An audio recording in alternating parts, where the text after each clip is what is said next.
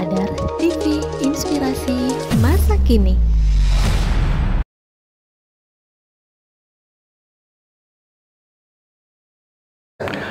Assalamualaikum warahmatullahi wabarakatuh. Alhamdulillahirabbil alamin, wassalatu wassalamu ala asrofil anbiya'i wal mursalin. Asyhadu alla ilaha illallah wahdahu la syarikalah wa asyhadu anna Muhammadan abduhu wa rasuluh. A'udzubillahi minasyaitonirrajim. Bismillahirrahmanirrahim. Alhamdulillah, kita patut bersyukur. Hari ini kita berpuasa dan bisa melaksanakan puasa, sehingga kita merupakan kesempatan bahwa puasa ini kan jiwa kita. Hadirin, kita menyadari bahwa kita manusia sebaik-baik makhluk yang Allah ciptakan, lebih baik dan mulia lagi ketimbang makhluk ciptaan Tuhan lainnya. Selain fisik yang sempurna, yang ganteng, yang cantik, kita juga diberi jiwa, panca indera plus akal. Kita diberi 2 tangan, 2 kaki, penglihatan, pendengaran, dan hati. Yang ketiga, kita juga punya ruh. Ruh, sumber kehidupan. Sehingga kita bisa bergerak ke sana kemari. Kita bisa bekerja. Kita bisa belajar. Kita bisa menikmati semua yang Allah berikan. Baik berupa buah-buahan, makanan hewan, mulai dari ayam, kambing, sapi, dan lain sebagainya. Kita bisa mampu menikmati. Tapi ingat, ada satu ayat yang perlu kita simak. Kullu nafsin za'iqatul maut. Potongan ayat ini Al-Imran ayat 185. Setiap yang berjiwa akan merasakan mati. Hadirin, ketika badan kita sudah tidak siap lagi untuk menahan ruh kita, jika sudah waktunya, pasti kita akan merasakan kematian. Kullu nafsin za'iqatul maut. Maka tema tema kultum hari ini adalah Ramadan merupakan pencucian jiwa kita. Di dalam surat Al-Fajr, surat ke-89 ayat 27 sampai 30.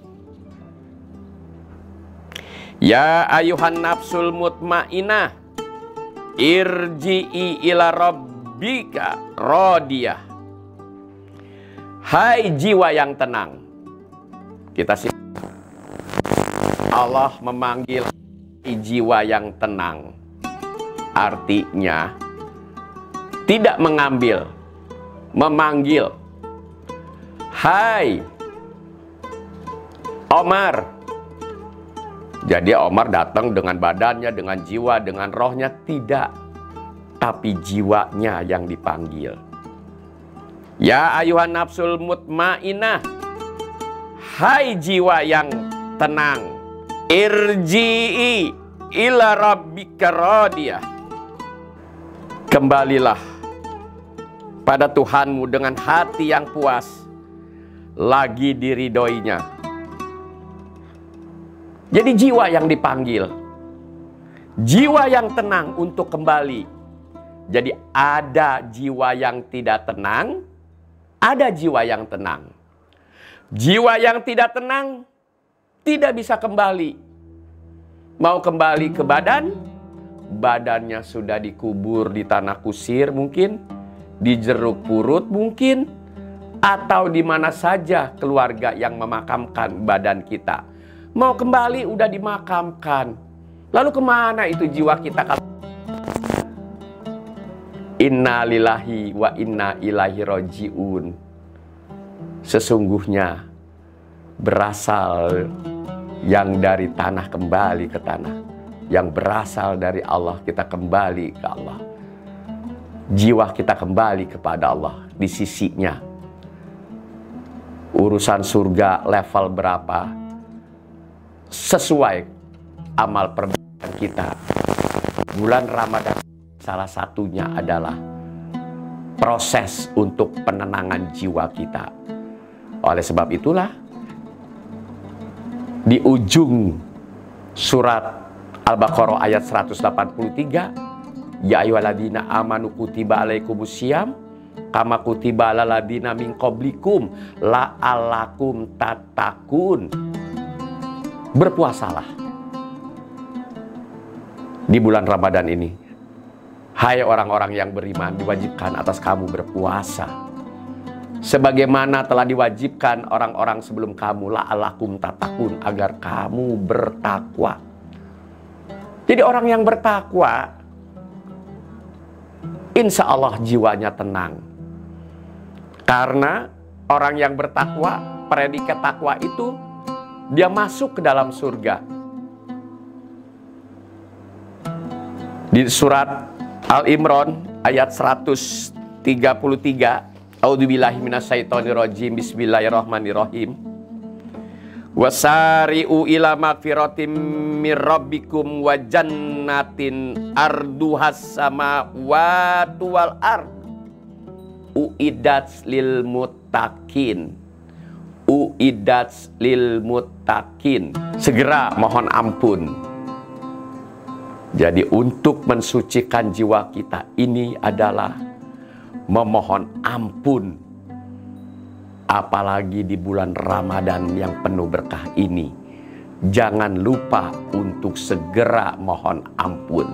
Saat kita menahan lapar dan haus, kita memohon ampun. Pada saat kita sedang dan usai salat tarawih, segera mohon ampun. Saat kita beritikaf di malam hari, segera mohon ampun. Saat kita sedang bertadarus dan bertadabbur Quran, segera mohon ampun. Jadi persyaratan untuk membersihkan jiwa adalah segera mohon ampun. Lalu orang yang membersihkan jiwanya itu alladzina yunfikuna fis-sarai wad-dharai, mereka yang segera menafkahkan hartanya di waktu lapang dan sempit.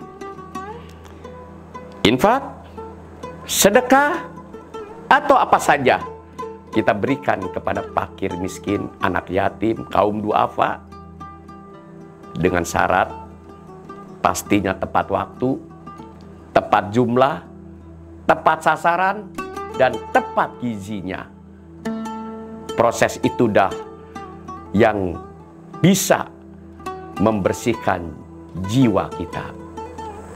Misal, ketika ada orang memancing agar kita marah, lalu kita mampu menahan amarah, kita sedang